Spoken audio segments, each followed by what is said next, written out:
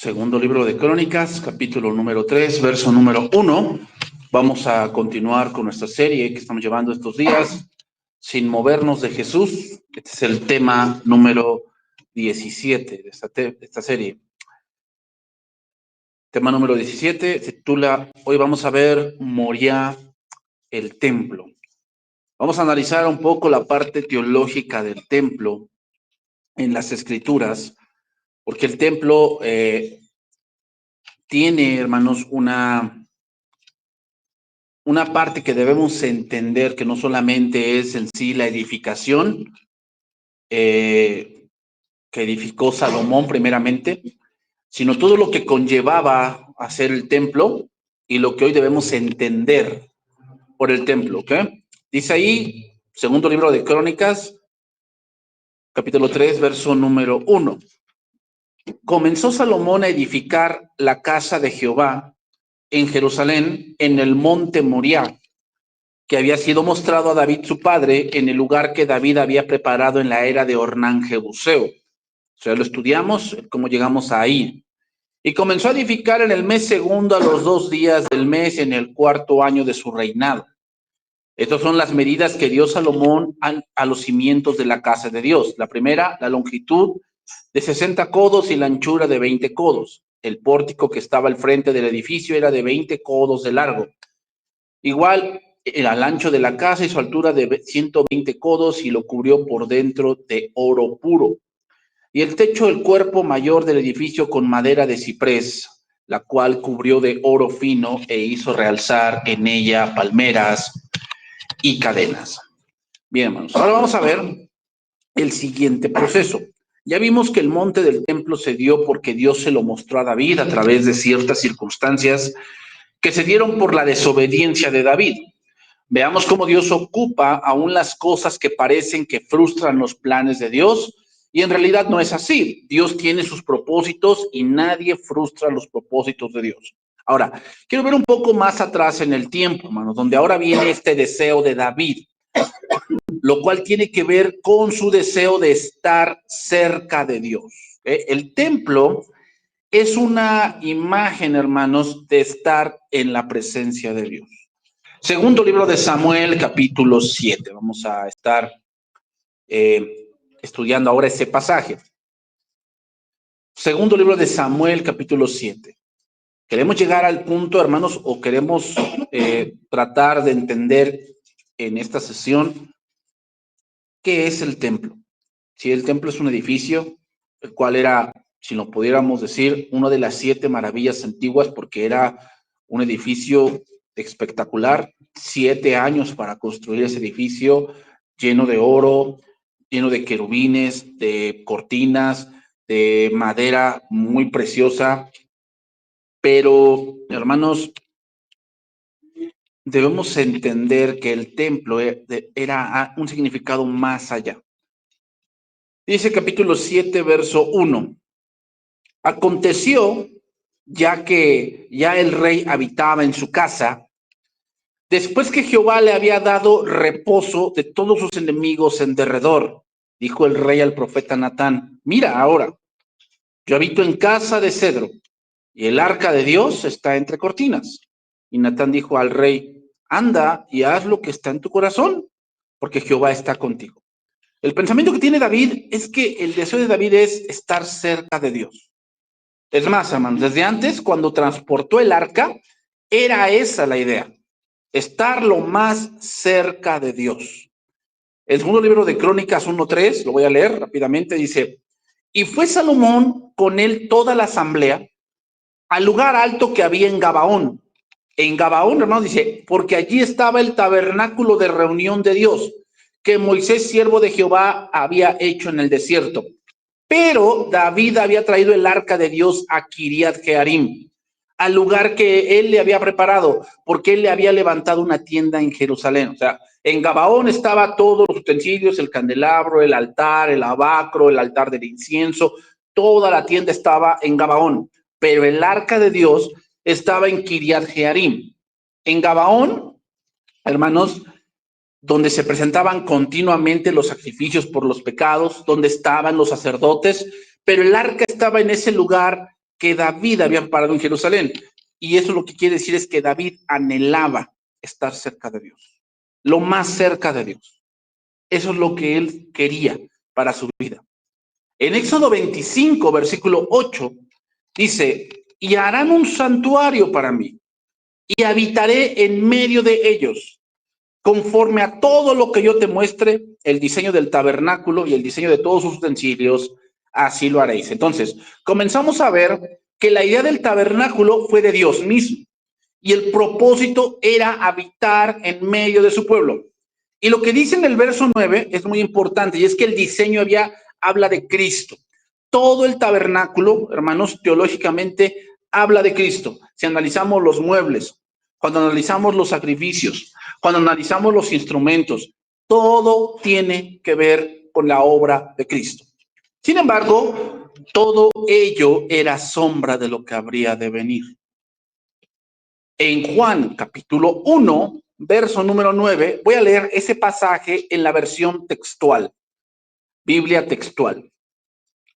Juan capítulo 1, verso número 9, dice ahí la Biblia textual. La luz verdadera que alumbra a todo hombre al venir al mundo estaba en el mundo, y el mundo fue hecho por él, pero el mundo no le conoció. A lo suyo vino y los suyos no lo recibieron, pero a todos los que lo recibieron, a los que creen en su nombre, les dio potestad de ser hechos hijos de Dios, los cuales no nacieron de sangre, ni de voluntad de carne, ni de voluntad de varón, sino de Dios. Dice el verso 14. Y el verbo se hizo carne, y vean lo que dice, y tabernaculizó entre nosotros. Y contemplamos su gloria, gloria como del unigénito del Padre, lleno de gracia y de verdad. Más adelante, Pablo dice esto y tomamos la misma palabra, 2 Corintios capítulo 5. 2 Corintios capítulo 5, verso número 1. Porque sabemos que si nuestra morada terrestre, este tabernáculo, se deshiciere, tenemos de Dios un edificio, una casa no hecha de manos, eterna en los cielos. Y por esto también gemimos, deseando ser revestidos de aquella nuestra habitación celestial. ¿Qué hacía Salomón? Ponía los cimientos, ponía madera y después la recubría. Quisiéramos ser revestidos de nuestra habitación celestial, pues así seremos hallados vestidos y no desnudos. Porque asimismo los que estamos en este tabernáculo gemimos con angustia, porque no quisiésemos ser desnudados, sino revestidos para que lo mortal sea absorbido por la vida. Entonces, es obvio que Pablo hace referencia al cuerpo y nuestro Señor se hizo hombre en un punto de que el tabernáculo era una sombra del Mesías que vendría en forma humana, el gran sumo sacerdote que haría todo lo del sumo sacerdocio. Y eso, hermanos, nos sería cercanos a Dios. Es decir, el tabernáculo estaba en medio del pueblo, pero aún así había lejanía. El tabernáculo estaba en medio del pueblo, pero aún así había lejanía.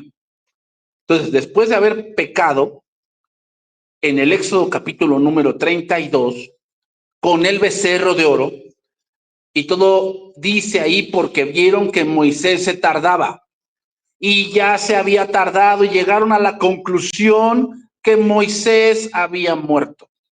Y hermanos, eso nos enseña una gran lección. Y es que el motivo de que hoy en día la iglesia y los creyentes tienen idolatría en sus corazones es porque piensan que Cristo no va a venir, que Cristo se ha tardado y que tal vez Él nunca volverá. El pueblo pensó lo mismo de Moisés. Vieron que había pasado 40 días y entonces dijeron en el versículo 1, levántate, dijeron a Aarón, haznos dioses que vayan delante de nosotros, porque a este Moisés, el varón que nos sacó de la tierra de Egipto, no sabemos qué le haya acontecido. Entonces, hermanos, el pueblo peca, se va tras la idolatría y Dios actúa contra ellos consumiendo a algunos y después les quita su presencia. Versículo capítulo 33, verso número 1 de Éxodo. Éxodo capítulo 33, verso número 1. Entonces, el tabernáculo, hermanos, es una sombra de la encarnación de Cristo, de toda su obra salvífica hacia nosotros, porque Él tabernaculizó con nosotros. Pero el templo tiene otro punto. Entonces, estamos analizando qué cosa es el tabernáculo. El tabernáculo, en un punto general, es la encarnación de Cristo y todo lo que tiene el tabernáculo. El candelabro, Él es la luz del mundo. El pan, Él es el pan de vida. El altar del sacrificio, Él es nuestro intercesor delante de Dios para llegar hasta el lugar santísimo. Dice ahí, capítulo 33, verso 1 de Éxodo. Jehová dijo a Moisés, anda, sube de aquí, tú y el pueblo que sacaste de la tierra de Egipto a la tierra de la cual juré a Abraham, Isaac y Jacob, diciendo a tu descendencia la daré. Y yo enviaré delante de ti el ángel, y echaré fuera al cananeo y al amorreo, al eteo, al fereceo, al heveo y al jebuseo, a la tierra que fluye leche y miel, pero yo no subiré en medio de ti, porque eres pueblo de dura cerviz, no sea que te consuman el camino. Vean lo que dice, y oyendo el pueblo esta mala noticia, vistieron de luto y ningún atavío se pusieron. En estos versículos, el Señor aclara su declaración. Él iba a cumplir la promesa que les había hecho a los patriarcas. Iba a echar fuera a los habitantes cananeos. Les iba a dar la tierra que fluye leche y miel, pero yo no subiré contigo. Y dar la razón, no sea que te destruya. El pueblo había demostrado que tiene el corazón endurecido. Si ellos continuaban así, el Señor en su justa ira podría ser constreñido a destruirlos. Por eso el Señor dice que enviaría el ángel delante de ellos. El pueblo no había entendido que su pecado los alejaba de Dios. Eso es lo que el pueblo no había entendido. Sin duda, nuestros pecados no frustran el plan de Dios, pero sí nos apartan de Dios y no podemos disfrutar a plenitud las cosas que Dios quiere darnos. O sea, sin duda Dios iba a sacar al cananeo, pero su presencia no iba a estar con el pueblo. Lo que significaba era, ustedes van a heredar, yo voy a cumplir mi promesa, pero no lo van a disfrutar. Hermanos, el templo en el monte Moriah es un símbolo de la presencia de Dios permanente. El pueblo se puso de luto, como con remordimiento, pero no había arrepentimiento. Aunque Dios no los consumió totalmente, no se daban cuenta de la gravedad de su pecado. No se daban cuenta.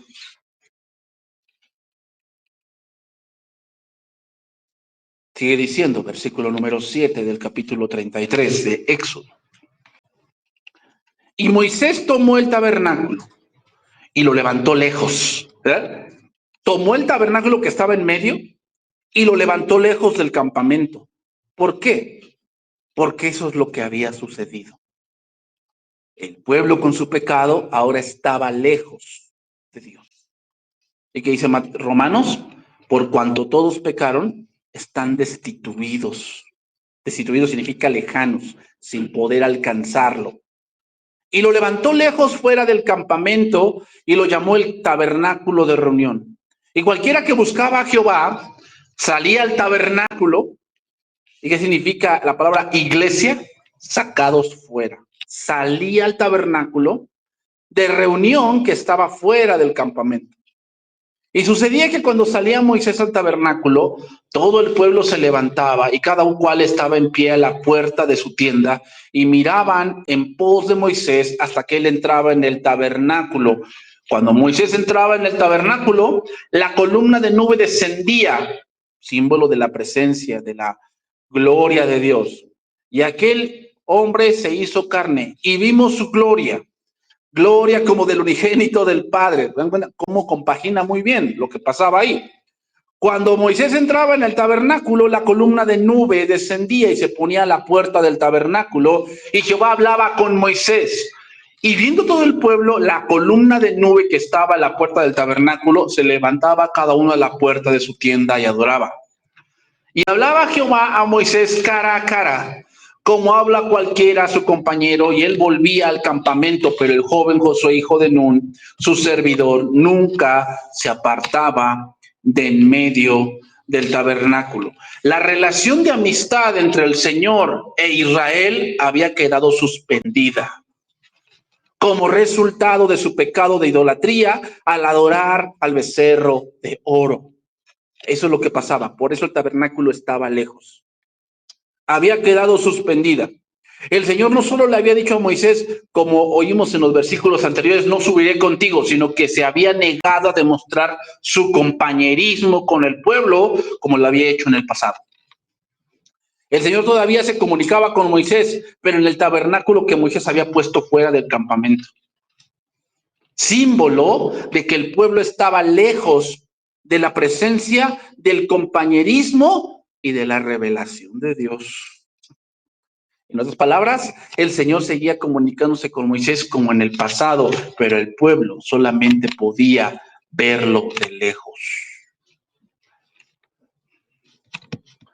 Entonces vemos aquí el tabernáculo, hermanos, mostraba la lejanía del pueblo de Dios, ya que este pacto mostraba más la parte justa de Dios, santa, pura, inmutable, y también su ira santa, y el pueblo era movido por temor. Y Jesucristo, el tabernáculo, dijo lo mismo. Juan capítulo 6, verso número 42. Juan capítulo 6, verso número 42. Y decían, ¿no es este Jesús, el hijo de José, cuyo padre y madre nosotros conocemos? ¿Cómo pues dice este, del cielo he descendido? ¿Quién dio el tabernáculo y las medidas? Dios. Dios dio el tabernáculo y harás todo conforme al modelo. Significa que el Hijo desciende del cielo. Jesús respondió y les dijo, no murmuréis entre vosotros. Ninguno puede venir a mí si el Padre que me envió no le trajere, y yo le resucitaré en el día postrero. Escrito están los profetas y serán todos enseñados por Dios, así que todo aquel que oyó al Padre y aprendió de él viene a mí. No que alguno haya visto al Padre, sino aquel que vino de Dios, éste ha visto al Padre. De cierto os digo, el que cree en mí tiene vida eterna. Yo soy el pan de vida. Vuestros padres comieron el maná en el desierto y murieron. Este es el pan que desciende del cielo, para que el que de él come no muera. Yo soy el pan vivo que descendió del cielo. Si alguno comiere de este pan, vivirá para siempre, y el pan que yo daré es mi carne, la cual yo daré por la vida del mundo. ¿Qué quiere decir Jesús con el Padre no le trajere? El contexto lo dice. Jesús está hablando de sucesos del Antiguo Testamento, el pan de vida, que debía haber acercado más al pueblo. El hecho de ver el maná caer, el hecho de ver cómo el agua salía de la roca, el hecho de ver codornices, el hecho de ver cómo tronaba el monte Sinaí, debía haber hecho que el pueblo se acercara más a Dios. Pero no pasó así. Cuando habla de que Moisés hablaba con Dios cara a cara, nos habla de la cercanía que Moisés tenía con Dios. En esa comunión íntima que había y que solamente uno tenía, los demás solo veían de lejos. La resurrección, hermanos, en el día postrero, nos habla de una unidad perfecta con Cristo. Y eso lo vemos mucho en el Nuevo Testamento. Pablo dijo, de Cristo estáis revestidos. En otra parte nos dice, de Cristo, en Cristo somos uno. Somos un cuerpo y la cabeza es Cristo. Otro dice, otra parte de Pablo dice, Cristo es la principal piedra del ángulo y nosotros como edificio estamos siendo edificados en la piedra angular, y eso es Cristo. La resurrección es una evidencia de que estamos unidos a Cristo. Así que todo aquel que no está unido a Cristo, que no está cimentado en Cristo, que no está revestido de Cristo, no tiene vida eterna. Y sí sucedió. Esa lejanía del pueblo de Dios los hizo quedar en el desierto. Quiero que entiendan esto, hermanos. Israel tenía el tabernáculo y lo veía. Y así mucha gente viene a la iglesia y escucha cantos y escucha Biblia. Pero eso no quiere decir que esté cerca de Dios. El pueblo no estaba cerca de Dios. Y de todos ellos que no estaban cerca de Dios, todos murieron en el desierto. Y aquel que no esté cerca de Dios y no esté en Cristo, resucitará para muerte. Segundo libro de Samuel 7:1. Seguimos ahí analizando el pasaje de Samuel. Segundo libro de Samuel, capítulo 7, verso número 1. Entonces, el tabernáculo es una sombra, hermanos, de la encarnación de Cristo y de todo el ministerio de salvación que Cristo iba a hacer. Pero veamos ahora lo que significa el templo. El templo es lo que sigue. Pero hay algo interesante en el templo. No es Dios quien dice, háganme un templo, como en el tabernáculo. El tabernáculo, Dios dice, van a hacer un tabernáculo, las medidas son estas, de piel de tejones, piel de machos cabríos, teñidas de rojo, le van a poner un candelabro a martillo, le van a hacer una mesa, le van a hacer bla, bla, bla, bla, bla. Todo Dios lo da, pero en el templo no. En el templo Dios no da medidas, simplemente da la autorización. Dice ahí, voy a leer a partir del versículo número 3. Y Natán dijo al rey, anda, haz todo lo que está en tu corazón, porque Jehová está contigo. Aconteció aquella noche que vino palabra de Jehová a Natán diciendo, ve y di a mi siervo David, así ha dicho Jehová, ¿tú me has de edificar casa en que yo more? Ciertamente no he habitado en casas desde el día en que saqué a los hijos de Israel de Egipto hasta hoy, sino que he andado en tienda y en tabernáculo. Y en todo cuanto he andado con todos los hijos de Israel, he hablado yo palabra a alguna de las tribus de Israel, a quien haya mandado apacentar a mi pueblo de Israel, diciendo, ¿por qué no me habéis edificado casa de cedro? O sea, yo no mandé eso. Yo mandé una tienda. Entonces, veamos algunas diferencias entre el templo y el tabernáculo. 3 diferencias. Número 1, el tabernáculo fue mandado por Dios. El templo fue algo del corazón de David. Fue algo que él se le ocurrió y dijo, yo quiero hacer un templo porque yo habito en una casa de cedro y mi Dios pues, habita en cortinas. O sea, como que no es obvio, el rey es él, no yo. Número 2, el tabernáculo, Dios dio las medidas y la forma. El templo era el doble del tabernáculo. O sea, era lo mismo que el tabernáculo, pero al doble. Esa era la medida del templo. Número 3, el tabernáculo era movible. Se desarmaba, se volvía a armar, se desarmaba, se volvía a armar. El templo era algo ya establecido. No se podía desarmar y armar. El templo era algo ya establecido. Vamos a decirlo así, hermanos. David era un adelantado a su tiempo. ¿Por qué? Porque el anhelo de David era echar raíces en Dios. Eso es hacer un templo. Quiero echar raíces. Es decir, tener un lugar señalado donde ir a adorar y obviamente que sea en la ciudad apodada la ciudad de David. ¿Cuál? Jerusalén. Seguimos ahí, versículo número 8. Versículo número 8. Ahora pues dirás así a mi siervo David. Así ha dicho Jehová de los ejércitos. Yo te tomé del redil, de detrás de las ovejas, para que fueses príncipe sobre mi pueblo, sobre Israel. Y he estado contigo en todo cuanto has andado. Y delante de ti he destruido a todos tus enemigos, y te he dado un nombre grande, como el nombre de los grandes que hay en la tierra.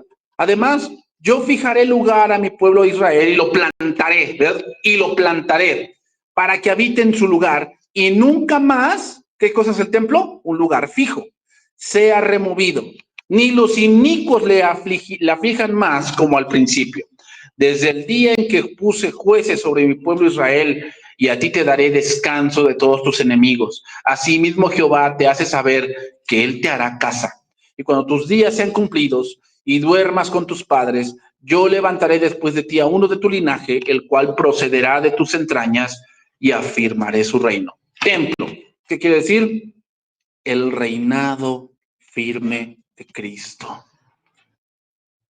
Mientras que el tabernáculo es la encarnación de Cristo y todo su ministerio en su carne, el templo es el reinado futuro del Mesías. Dios le recuerda a David, le empieza a decir, yo te saqué del redil, eras pastorcillo, eras esto, eras el otro. ¿Qué le está diciendo?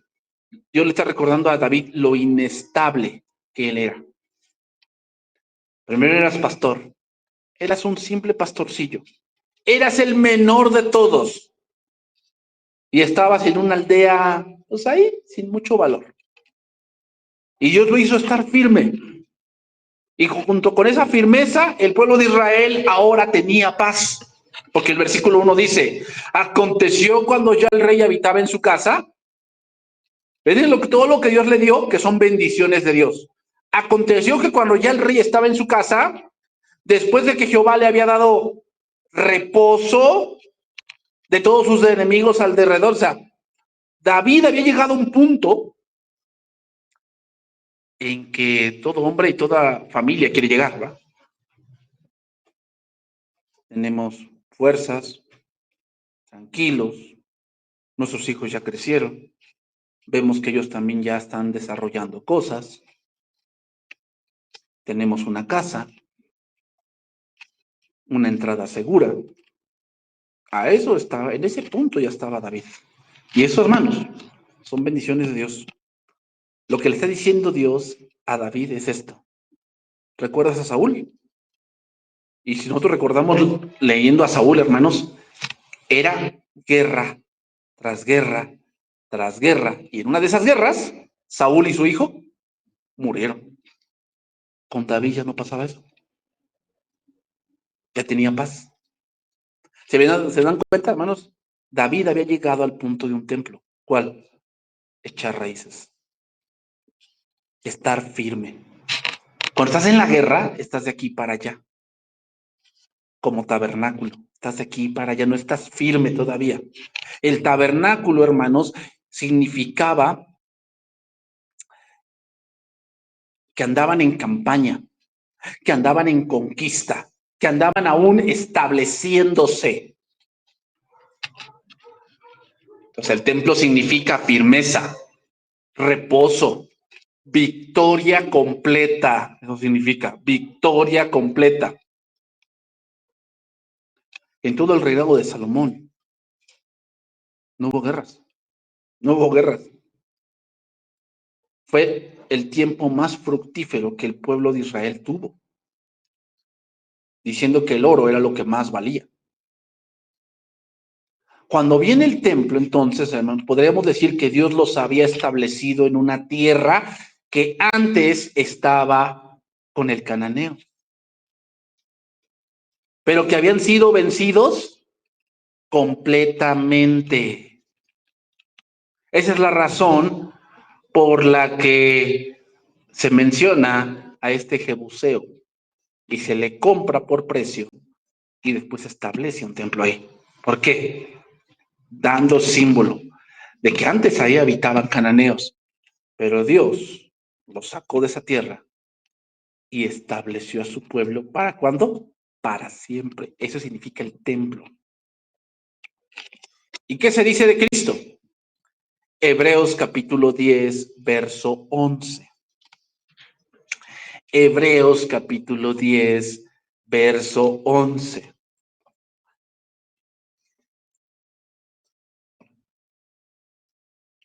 Y ciertamente, todo sacerdote está día tras día ministrando y ofreciendo muchas veces los mismos sacrificios que nunca pueden quitar los pecados. Vean cómo Cristo cuando aparece siempre les dice, el que cree en mí tiene vida eterna. Y en el tabernáculo era todo aquel que haga estas cosas vivirá. No era una vida eterna, era tener una vida estable dentro de la tierra prometida. Cuando llega Cristo, el templo, es vida eterna. ¿Cómo es vida eterna? Inamovible, inamovible. Pero Cristo, versículo 12, habiendo ofrecido una vez para siempre un solo sacrificio por los pecados, se ha sentado a la diestra de Dios. De ahí en adelante, esperando hasta que sus enemigos se han puesto por estado de sus pies. ¿Qué pasó con David cuando dijo que era un templo? Sus enemigos habían sido derrotados. Aquí vemos todavía que todavía no todos sus enemigos han sido puestos por estado de sus pies. Quiere decir que hablando espiritualmente el templo aún no llega. Hablando teológicamente. Porque con una sola ofrenda, dice ahí, versículo 14, hizo perfectos para siempre a los santificados. ¿Verdad? El templo es firmeza, victoria, echar raíces, eternidad. Y nos atestigua lo mismo el Espíritu Santo, porque después de haber dicho, este es el pacto que haré con ellos, después de aquellos días, dice el Señor, pondré mis leyes en sus corazones y en sus mentes las escribiré, añade, y nunca más me acordaré de sus pecados y transgresiones. Pues donde hay remisión de estos, no hay más ofrenda por el pecado. El tabernáculo tenía sacrificios que eran inestables, eran pasajeros, eran repetitivos. Sin embargo, en el templo era algo estable, firme y para siempre. Hermanos, es por ello que el día de hoy no se les deja construir el templo a los judíos. Y no solo porque esa plancha en el monte Moriah está ocupada por la cúpula dorada donde está la roca del origen de todo, sino porque sería un símbolo de que Israel ha conquistado completamente Jerusalén. Por eso no lo dejan. Y eso es inaceptable. Apocalipsis capítulo 21, verso 21. Apocalipsis capítulo 21, verso 21. Y las 12 puertas eran 12 perlas. Cada una de las puertas era una perla. Y la calle de la ciudad era de oro puro, transparente como vidrio. Y vean lo que dice. Y no vi en ella templo. Es interesante cómo Juan, al ver la visión, busca un templo. ¿Por qué? Porque el templo es la figura de la presencia de Dios. Es la figura de eso. O sea, lo más importante no era la construcción, era la presencia de Dios en ese lugar. Eso era lo más importante. Por eso, hermanos, hoy el templo en Jerusalén, en nuestros días, no tiene ningún valor. ¿Por qué? Porque la presencia no está ahí de Dios. Y no viene ella templo, porque el Señor Dios Todopoderoso es el templo de ella. ¿Cómo llegó a esa conclusión? Juan dice, porque el Señor Dios Todopoderoso es el templo de ella y el Cordero. Y el Cordero. La ciudad no tiene necesidad de sol ni de luna que brillen en ella, porque la gloria de Dios, ¿qué significa eso? Todo lo que ya hemos dicho. Israel pecó y Dios dice, voy a cumplir mi promesa, pero mi presencia no va a estar con ustedes. Y aquí es todo lo contrario.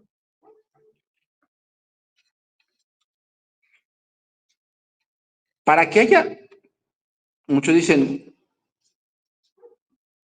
¿cómo Dios hizo las cosas en 7 días? ¿Y cómo Dios puede ser Dios cuando no había nada? Y es obvio, Dios es espíritu y no es materia.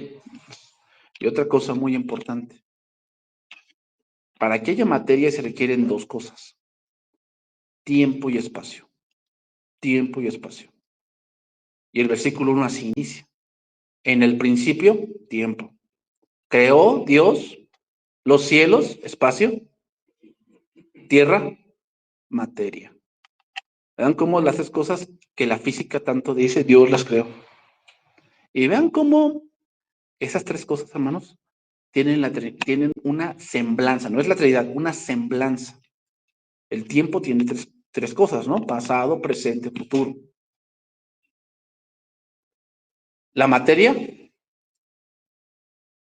sólido, gaseoso y líquido, ¿no? Y el espacio, anchura, altura y longitud. Vean que todo lo que Dios hace está ahí. A lo que vamos, hermanos, es cuando dice Juan, no viene ella a templo porque el Dios Todopoderoso, es decir, ahora la presencia de Dios está en todo lugar. Nosotros aún tenemos una sombra de eso. El Espíritu Santo mora en nosotros, pero aún tenemos una lucha con nuestros miembros. Y las naciones, versículo 24, que hubiesen sido salvas andarán a la luz de ella.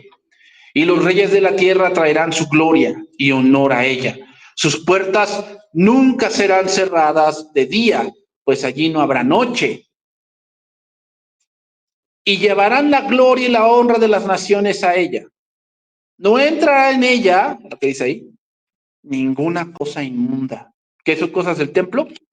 Firmeza, eternidad, victoria completa. No entrará en ella cosa inmunda o que hace abominación y mentira. Lo que está diciendo ahí, hermanos, si podemos entenderlo así. Templo no es en sí un edificio dentro de la ciudad de la Nueva Jerusalén. Es toda la Nueva Jerusalén. ¿Por qué? Porque eso es para la iglesia. Y la iglesia es el templo de Dios. Es la presencia de Dios misma. El templo, en las escrituras, hablando teológicamente, hermanos, por eso les digo, David era un adelantado a su tiempo. Porque David entendió que el tabernáculo no era lo que iba a permanecer, sino lo que iba a permanecer era lo futuro. Y Dios le da una revelación a él. ¿Cuál revelación le dice? Recuerden que la revelación es progresiva. Primero se dijo, va a ser un humano, va a venir va a ser un hebreo, un judío o un hebreo de Abraham. Después se dice que va a ser un profeta, pero a David le dice, va a ser un hijo tuyo. Va a ser un hijo tuyo.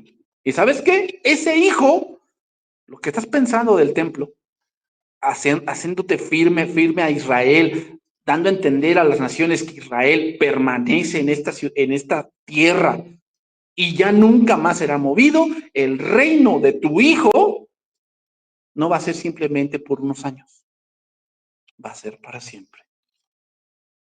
Por eso David no se siente mal en que Dios le diga, no, tú no lo vas a hacer el templo. Por eso no se siente mal, ¿saben por qué? Porque la revelación que él recibió al ver el templo entendió que no era el templo en sí, era lo que significaba.